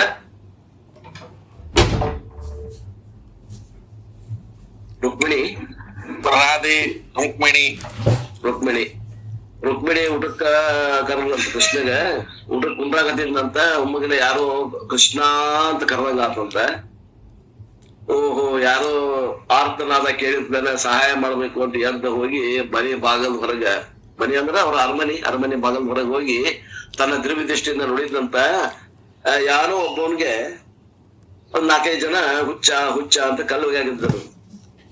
ಅವನ್ ಬಟ್ಟೆ ಗಿಟ್ಟ ನೋಡಿ ಅವ ಏನೋ ಹುಚ್ಚಿರ್ಬೇಕು ಅಂತ ಕಲ್ಲುವಾಗ. ಅವ ಏನು ಹುಚ್ಚಿದ್ದಿದ್ದಿಲ್ಲ. ಅವಾಗ ಅವ ಕೃಷ್ಣ ಅನ್ನಂತ ಇವ ರಕ್ಷಣೆ ಮಾಡಕ್ ಹೋದ್ನಂತ. ರಕ್ಷಣೆ ಮಾಡ್ಬೇಕು ಅವನ ಪಾಪ ಅನ್ನೋದಾಗನ ಅವ ಏನ್ ಮಾಡಿದ್ನಂತ ಅಲ್ಲೇ ಬಿದ್ದಂತ ಕಲ್ ತಗೊಂಡ ಏನ್ ಕಲ್ ಹೊಡಾಕ್ತಿದ್ರಲ್ಲ ಅವ್ರಿಗೆ ಹೊಡಾಕತ್ತಂತ. ಅವಾಗ ಅವ ಏನ್ ಮಾಡಿದ್ನಂತ, ಇವತ್ತ ರಕ್ಷಣೆ ತಾ ಮಾಡ್ಕೊಳ್ಳೋದ್ ಕಾಣ್ತೈತೆ ಅಂತ ಬಂದು ಹಾ ಊಟ ಕೊಡು ಅಂದಂತ ಹೆಂಡತಿಗೆ. ಕೇಳಿದಂತ ಹೇಳ್ತಿ ಅಂದ್ರೆ ಇಷ್ಟು ತನ ಏನೋ ಒಂದ್ ದೊಡ್ಡ ಕೆಲಸ ನೆನಪಾದಂಗ ಹೊರಗೆ ಹೋಗಿ ಬಂದು ನೋಡ್ಕೊಂಡು ಏನೋ ಬಂದ್ರಿ, ಏನಾಯ್ತು, ಯಾಕೆ ಹಿಂಗ ಊಟ ಮಾಡ್ರಿ ಅಂತ ಎದ್ದು ಹೋದ್ರಿ, ಮತ್ತೆ ಈಗ ಬಂದು ಊಟ ಕೊಡಂತೀರಿ, ಏನಾಯ್ತು ಕೇಳಿದಂತ. ಇಲ್ಲ, ನನ್ನ ಭಕ್ತ ಒಬ್ಬವ ಆರ್ತನಾದದಿಂದ ಕುಗಿದ, ಅವನು ಸಹಾಯಕ್ಕಂತ ಹೋದೆ, ಮುಂದ ಅವ ತನ್ನಷ್ಟಕ್ಕೆ ತಾನೇ ಮಾಡ್ಕೊಳ್ಳೋನ್ ಕಾಣಾಗತ್ತೋ, ಅದಕ್ಕೆ ನಾ ಬಿಟ್ಟೆ ಅನ್ನ. ಹಂಗ ಪರಮಾತ್ಮನ ಮ್ಯಾಗ ಬಿಟ್ಬಿಟ್ರೆ ನಿಮ್ ಯೋಗಕ್ಷೇಮ ಅವನ್ ಹುಡ್ಕೋತಾನ ಅಂತ ತಿಳ್ಕೊಂಡು ಪೂರಾ ಬಿಡ್ಬೇಕು ನಾವು. ಪೂರಾ ಬಿಡದನ್ನ ನಾವು ಬಿಟ್ಟಂಗ ಮಾಡಿದ್ವಿ ಅಂದ್ರೆ ಆಗುದಿಲ್ಲ.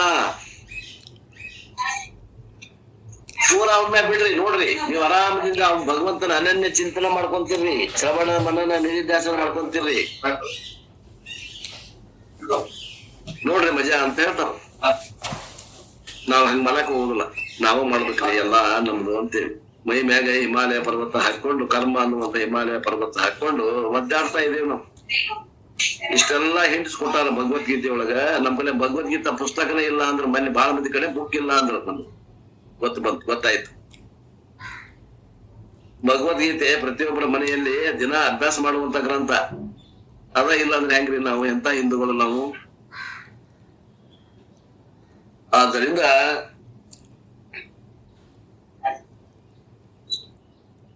ಯೋಗಕ್ಷೇಮಂ ವಹಾಮ್ಯಹಂ ಅನನ್ಯ ಚಿಂತೆಯಂತೋ ಮಾ ಯೇ ಜನ ಪರಿಯುಪಾಸತೆ ತೇಷಾಂ ನಿತ್ಯಾಭಿಯುಕ್ತಾನಾಂ ಯೋಗಕ್ಷೇಮಂ ವಹಾಮ್ಯ. ಯಾವ ಜನರು ಅನನ್ಯವಾಗಿ ನನ್ನನ್ನು ಉಪಾಸನೆ ಮಾಡುತ್ತಿಲ್ಲವೋ, ನಿತ್ಯಾಭಿಯುಕ್ತರಾದ ಅವರ ಯೋಗಕ್ಷೇಮವನ್ನು ನಾನು ವಹಿಸಿಕೊಳ್ಳುತ್ತೇನೆ. ನೋಡ್ರಿ, ಭಗವಂತ ವಹಿಸ್ಕೊಂಡ್ರ ನಮ್ದು ಯೋಗಕ್ಷೇಮ ಚಲೋ ಆಗ್ತೈತೋ, ಏನ ನಾವ ವಹಿಸ್ಕೊಂಡ್ರೆ ಚಲೋ ಆಗ್ತೈತೆ ಅನ್ನೋದು ನೋಡಿ ವಿಚಾರ ಮಾಡಿ ಈ ಮಾತಿನ ಅರ್ಥ ಮಾಡಿ ತಿಳ್ಕೊಂಡು ನಾವು ಏನ್ ಮಾಡ್ಬೇಕು, ಅನನ್ಯ ಚಿಂತಕರಾಗು. ಇವತ್ತಿನಿಂದ ನಾವು ಬದಲಾವಣೆ ಆಗಬೇಕು. ಈ ಒಂದು ಶ್ಲೋಕವನ್ನ ಯಥಾರ್ಥವಾಗಿ ತಿಳಿದ ನಂತರ ಆದ್ರೂ ಕೂಡ ನಮ್ಮಲ್ಲೇ ನಾವು ಬದಲಾವಣೆ ಕಾಣಬೇಕು. ಇನ್ನು ಮುಂದಿನ ಶ್ಲೋಕಕ್ಕೆ ಹೋಗ್ತೇನೆ. ದುರಿತ ಕರ್ಮವನ್ನಲ್ಲದಿರು ಪುಣ್ಯವನ್ನೇ ಮಾಡು, ಶಿವಕಾರುಣ್ಯ ಸ್ಥಳ, ಮೊದಲನೆಯ ಪದ್ಯ. ಇನ್ನ ಒಂದು 10 ನಿಮಿಷದ ಸಂಕ್ಷಿಪ್ತ, ಅದನ್ನು ಒಂದು ನಿಮಿಷ ಬಿಡ್ತೇನೆ. ಶಿವಕಾರುಣ್ಯ ಸ್ಥಳ 1ನೇ ಪದ್ಯ.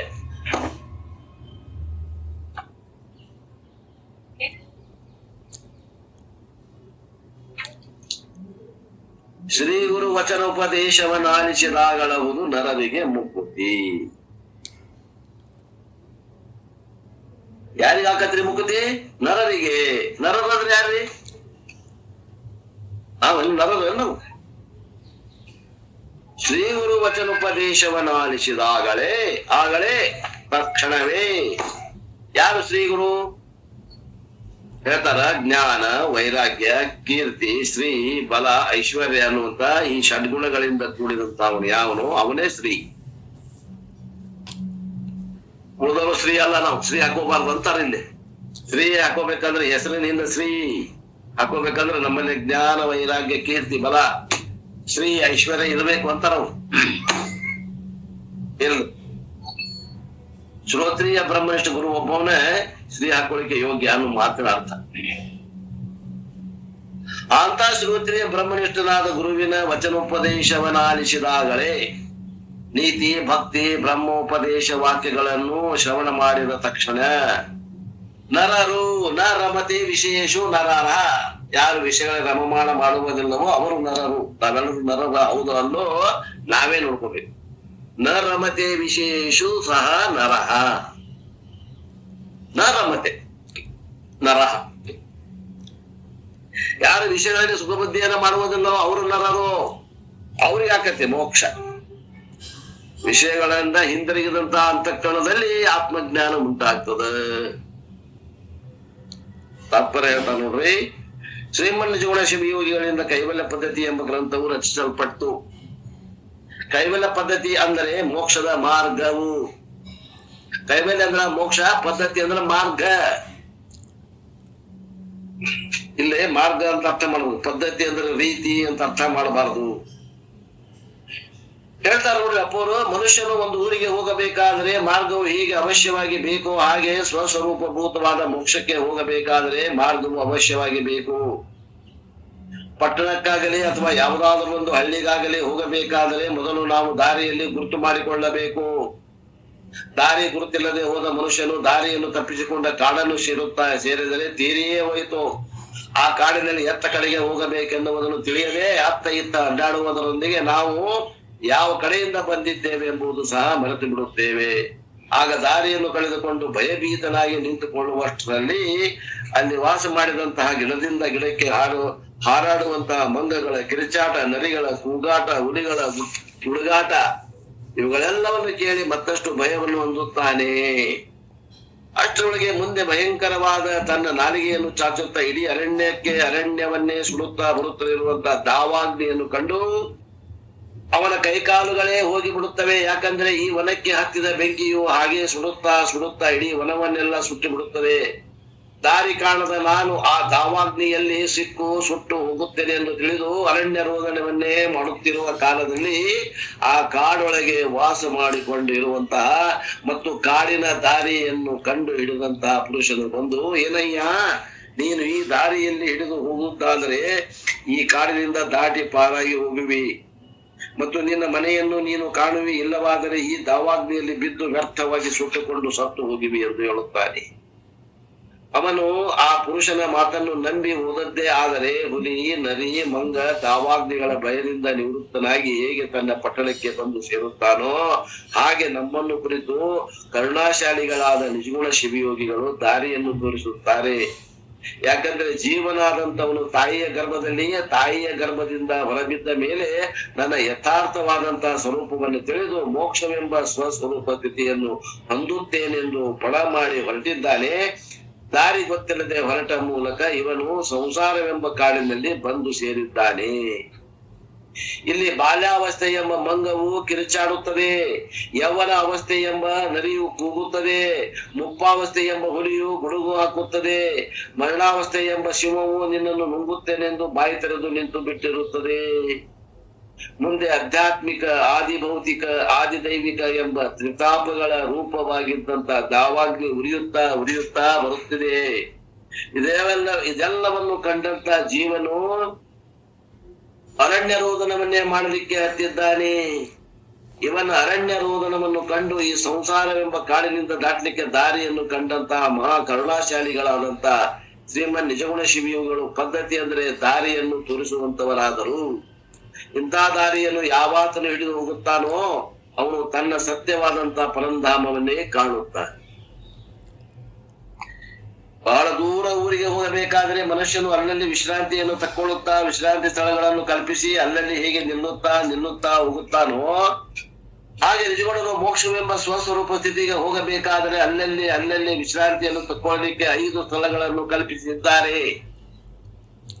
ಆ 1ನೇ ಸ್ಥಳ ಶಿವಕಾರುಣ್ಯ ಸ್ಥಳ, 2ನೇದು ಜೀವ ಸಂಬೋಧನಾ ಸ್ಥಳ, 3ನೇದು ನೀತಿ ಕ್ರಿಯಾ ಸ್ಥಳ, 4ನೇದು ಯೋಗ ಪ್ರತಿಪಾದನಾ ಸ್ಥಳ, 5ನೇದು ಜ್ಞಾನ ಪ್ರತಿಪಾದನಾ ಸ್ಥಳ.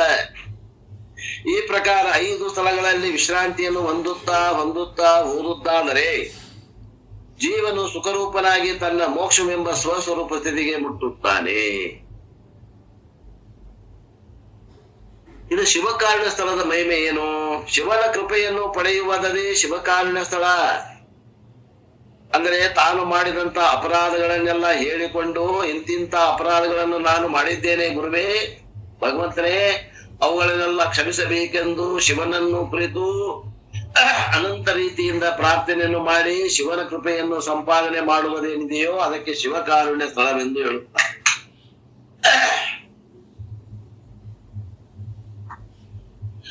ಇನ್ನು 2ನೇದು ಜೀವ ಸಂಬೋಧನಾ ಸ್ಥಳದಲ್ಲಿ ಅಂದರೆ ಜೀವನನ್ನು ಎಚ್ಚರಿಸುತ್ತಾರೆ. ಎಲ್ಲೋ ಜೀವನೇ, ನೀನು ಸಂಸಾರದಲ್ಲಿ ಇಂತಿಂತ ಮೋಹ ಬುದ್ಧಿಯಿಂದ ಇಂತ ದುಃಖಕ್ಕೆ ನೀ ಒಳಗಾಗಿ ನಿನಗೆ ದುಃಖ ಕೊಡತಕ್ಕವರು ಯಾರು ಇಲ್ಲ. ನಿನ್ನ ದುಃಖಕ್ಕೆ ಕಾರಣ ನೀನೇ ಇದ್ದೀಯಾ. ನಿನ್ನ ದುಃಖಕ್ಕೆ ಕಾರಣ ನಿನ್ನ ಮೋಹ ಅಂದ್ರೇನು? ತಪ್ಪು ತಿಳುವಳಿಕೆ. ಅತಸ್ಮಿನ್ ತದ್ಬುದ್ಧಿ. ಆದ್ದರಿಂದ ಈ ತಪ್ಪು ತಿಳುವಳಿಕೆಯನ್ನು ಬಿಡು ಎಂದು ಜೀವನನ್ನು ಎಚ್ಚರಿಸುವುದೇ ಜೀವ ಸಂಬೋಧನಾ ಸ್ಥಳವೆಂದು ಹೇಳುತ್ತಾರೆ. 3ನೇದು ನೀತಿ ಕ್ರಿಯಾಚರ್ಯ ಸ್ಥಳ. ಹೇ ಜೀವನೇ, ನೀನು ದುರಾಚಾರವನ್ನು ಬಿಟ್ಟು ಸದಾಚಾರವುಳ್ಳವನಾಗು. ಯಾಕೆಂದರೆ ದುರಾಚಾರದಿಂದ ದುಃಖವು ಪ್ರಾಪ್ತವಾಗುತ್ತದೆ, ಸದಾಚಾರದಿಂದ ಸದ್ಗುಣಗಳು ಪ್ರಾಪ್ತವಾಗುತ್ತವೆ. ಸದ್ಗುಣಗಳು ಪ್ರಾಪ್ತವಾದರೆ ಸುಖವು ಸಹಜವಾಗಿ ಪ್ರಾಪ್ತವಾಗುತ್ತದೆ. ಆದ್ದರಿಂದ ಸದ್ಗುಣಗಳನ್ನು ಸಂಪಾದನೆ ಮಾಡೆಂದು ಬೋಧ ಮಾಡುವುದೇ ನೀತಿ ಕ್ರಿಯಾಚರಣೆ ಸ್ಥಳವೆಂದು ಹೇಳುತ್ತಾರೆ. ಈ 3 ಸ್ಥಳಗಳಲ್ಲಿ ಮನದೋಷ ನಿವೃತ್ತಿಯನ್ನು ಹೇಳ್ತಾರೆ. 4ನೇದು ವಿಕ್ಷೇಪ ದೋಷ ನಿವೃತ್ತಿಗಾಗಿ ಯೋಗ ಪ್ರತಿಪಾದನಾ ಸ್ಥಳವನ್ನು ಹೇಳುತ್ತಾರೆ. ಜೀವನಿಗೆ ಚಿತ್ತಿನ ಚಂಚಲತ್ವದ ಮೂಲಕವಾಗಿ ದುಃಖ ಸಂಭವಿಸುತ್ತದೆ. ಚಿತ್ತ ಚಂಚಲತ್ವ ನಿವೃತ್ತಿಯಾದರೆ ದುಃಖ ಇಲ್ಲ. ಆ ಚಂಚಲತ್ವದ ನಿವೃತ್ತಿಗೋಸ್ಕರವಾಗಿ ಮಂತ್ರಯೋಗ, ಲಯಯೋಗ, ಹಠಯೋಗ, ಧ್ಯಾನ ಯೋಗ, ರಾಜಯೋಗ, ಶಿವಯೋಗವೆಂಬ ಪಂಚ ಪ್ರಕಾರವಾದ ಯೋಗಗಳಲ್ಲಿ ಒಂದನ್ನು ಆಶ್ರಯಿಸಿಕೊಂಡು ಚಿತ್ತ ಚಂಚಲತೆಯನ್ನು ಕಳೆದುಕೋ ಎಂದು ಹೇಳುತ್ತಾರೆ. ಇವುಗಳಲ್ಲಿ ಯಾವುದಾದರೂ ಒಂದನ್ನು ಸಾಧಿಸಿ ಚಿತ್ತ ಏಕಾಗ್ರತೆಯನ್ನು ಸಂಪಾದನೆ ಮಾಡಿ ಎಂದು ಹೇಳುವುದೇ ಯೋಗ ಪ್ರತಿಪಾದನಾ ಸ್ಥಳ. ಇನ್ನು ಜ್ಞಾನ ಪ್ರತಿಪಾದನಾ ಸ್ಥಳದ ವಿಷಯ ಏನು? ಮನದೋಷ ನಿವೃತ್ತಿ ಆಯಿತು, ವಿಕ್ಷೇಪ ದೋಷ ನಿವೃತ್ತಿ ಆಯಿತು. ಇರುವುದು ಒಂದೇ ಕೊನೆಯ ದೋಷ, ಆವರಣ ದೋಷ. ಏನಿದು ಆವರಣ? ನಾನು ಯಾರು ನನಗೆ ಗೊತ್ತಿಲ್ಲ. ಜೀವನಿಗೆ ಜನನ ಮರಣಾತ್ಮಕ ಸಂಸಾರ ದುಃಖವು ಅಜ್ಞಾನದಿಂದ ಪ್ರಾಪ್ತಿಯಾಗಿರುತ್ತದೆ. ಅಜ್ಞಾನ ನಿವೃತ್ತಿಯಾಗದ ವಿನಃ ಸಂಸಾರ ದುಃಖವು ನಿವೃತ್ತಿಯಾಗುವುದಿಲ್ಲ. ಅಂತ ಅಜ್ಞಾನ ನಿವೃತ್ತಿಯಾಗಬೇಕಾದರೆ ಜ್ಞಾನವನ್ನು ಪಡೆಯಬೇಕು. ಆದ್ದರಿಂದ ಜೀವನು ಅವಶ್ಯವಾಗಿ ತನ್ನ ಸ್ವಸ್ವರೂಪ ಜ್ಞಾನವನ್ನು ಸಂಪಾದಿಸಬೇಕೆಂದು ಹೇಳುವರೇ ಜ್ಞಾನ ಪ್ರತಿಪಾದನಾ ಸ್ಥಳವೆಂದು ಹೇಳುತ್ತಾರೆ.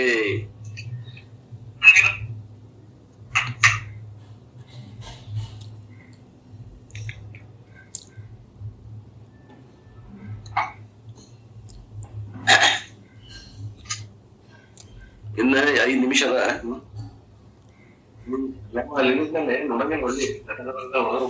ದುರಿತ ಕರ್ಮವನ್ನಲ್ಲದಿರು ಪುಣ್ಯವನ್ನೇ ಮಾಡು. ಶಿವಕಾವ್ಯ ಸ್ಥಳದ 1ನೇ ಪದ್ಯದ 1ನೇ ವಾಕ್ಯ. ದುರಿತ ಕರ್ಮವನ್ನಲ್ಲದಿರು ಪುಣ್ಯವನ್ನೇ ಮಾಡು, ಹರನಡಿ ಬಿಡಿ ಶಾಂತರೊಳಲಾಡು, ಕರುಣವಿರಲಿ ಜೀವನಳು ನೀತಿ ನಿಧನಾಗು, ಪೊರೆ ಪೋರ್ದೆದರನು ಎಂದು ಬೆಸಸುವ ಶ್ರೀ ಗುರು ವಚನೋಪದೇಶವನ್ನು ಆಲಿಸಿದಾಗ ಹೌದು ನರರಿಗೆ ಮುಕ್ತಿ. ಪ್ರತಿಯೊಂದು ಸೆಂಟೆನ್ಸ್ ಜೋಡಿಸ್ಕೋಬೇಕ, ಪಲ್ಲವಿಯನ್ನ ಪ್ರತಿಯೊಂದು ಶ್ಲೋಕಕ್ಕೆ ಜೋಡಿಸ್ಕೋಬೇಕು. ದುರಿತ ಕರ್ಮವನ್ನು ಅಲ್ಲದಿರು ಪುಣ್ಯವನ್ನೇ ಮಾಡು. ಇರುವ ಜೀವನೇ ನಿನಗೆ ಸುಖವನ್ನು ಹೊಂದಬೇಕಾದರೆ ಪಾಪ ಕರ್ಮಗಳನ್ನು ಬಿಡು. ಯಾಕಂದ್ರೆ ಪಾಪ ಕರ್ಮಗಳನ್ನು ಮಾಡುವುದರಿಂದ ಅಧರ್ಮವು ಉತ್ಪತ್ತಿಯಾಗುತ್ತದೆ. ಅಧರ್ಮದಿಂದ ಮನುಷ್ಯನಿಗೆ ದುಃಖ ಪ್ರಾಪ್ತಿಯಾಗುತ್ತದೆ. ಅದರಿಂದ ದುಃಖಕ್ಕೆ ಮೂಲವಾದ ಪಾಪ ಕರ್ಮಗಳನ್ನು ಬಿಡು. ಹಾಗಾದರೆ ನೀನು ಏನು ಮಾಡಲಿ ಎಂದರೆ ಪುಣ್ಯ ಕರ್ಮವನ್ನೇ ಮಾಡು. ಪುಣ್ಯ ಕರ್ಮಗಳನ್ನು ಮಾಡುವುದರಿಂದ ಧರ್ಮವು ಉತ್ಪತ್ತಿಯಾಗುತ್ತದೆ. ಧರ್ಮಾತ್ ಸುಖಂ ಭವತಿ ಎಂಬುದು ಪ್ರಮಾಣಕ್ಕನುಸಾರವಾಗಿ ಧರ್ಮದಿಂದ ಸುಖವು ಪ್ರಾಪ್ತಿಯಾಗುತ್ತದೆ. ಆದ್ದರಿಂದ ಸುಖಕ್ಕೆ ಹೇತುಭೂತವಾದ ಪುಣ್ಯ ಕರ್ಮವನ್ನು ಮಾಡು. ಶಂಕ ಮಾಡ್ತಾವ. ಪಾಪ ಕರ್ಮಗಳನ್ನು ತ್ಯಾಗ ಮಾಡು, ಪುಣ್ಯ ಕರ್ಮಗಳನ್ನೇ ಮಾಡು ಎಂದು ನೀವು ಹೇಳ್ತೀರಿ. ಆದ್ರೆ ಪುಣ್ಯ ಯಾವುದು ಪಾಪ ಯಾವುದು ಇವುಗಳ ಜ್ಞಾನವೇ ನಮಗಿಲ್ಲ. ಅಂದ ಮೇಲೆ ತ್ಯಾಗ ಗ್ರಹಣಗಳ ಸಂಭವಿಸುವುದಾದ್ರೂ ಹೇಗೆ?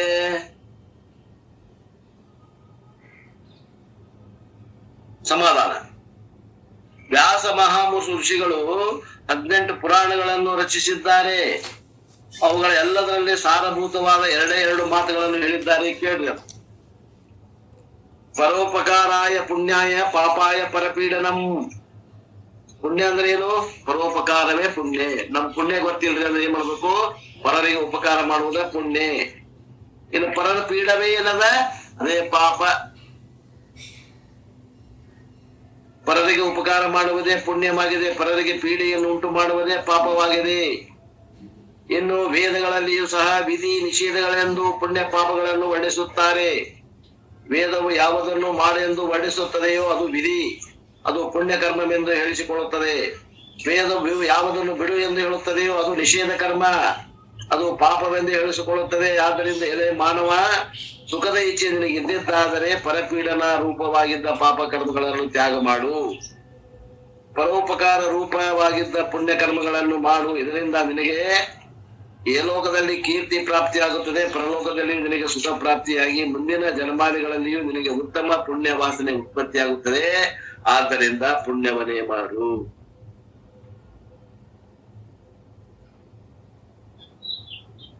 ಇಲ್ಲ ಪುಣ್ಯ ಮಾಡುವುದಕ್ಕಿಂತ ಹೆಚ್ಚಿನ ಪರಮೇಶ್ವರನಲ್ಲಿ ಭಕ್ತಿಯನ್ನು ಮಾಡು ಅಂತಿಕೊಂಡು ಮುಂದೆ ಹೇಳ್ತಾರ. ಅದು 2ನೇ ಲೈನ್. ಹರ ನಡಿಬಿಡಿ. ಅಲ್ಲಿಗೆ ಮುಂದಿನ ಮತ್ತೆ ಚಲೋ ಆಗ್ತದ, ಸಾಧನೆಗಳ ಒಂದು ಸರಮಾಲೆ ಪ್ರಾರಂಭ ಆಗ್ತದ. ಇಷ್ಟು ಒಂದು ಏನದ ಸಂಕ್ಷಿಪ್ತದ ಈ ವಿಚಾರವನ್ನ ಆಳವಾಗಿ ಬೇಕನ್ನೋ ಶಿವಕಾರಣ ಸ್ಥಳದಲ್ಲಿ ಟೀಕಾ ಗ್ರಂಥವನ್ನ ನೋಡ್ಕೊಳ್ವಿ, ಚಿಕ್ಕರಾಮಾನುಜರು ಬರೆದಂತ ಗ್ರಂಥವನ್ನ ನೋಡ್ಕೊಳ್ವಿ ಅಂತ ಹೇಳ್ತಾ ಇವತ್ತಿನ ಈ ವಾಕ್ಯ ಸೇವೆಯನ್ನು ಗುರುಪಾದಕ್ಕೆ ಸಲ್ಲಿಸಿ ನನ್ನ ವಾಣಿಗೆ ವಿರಾಮ್.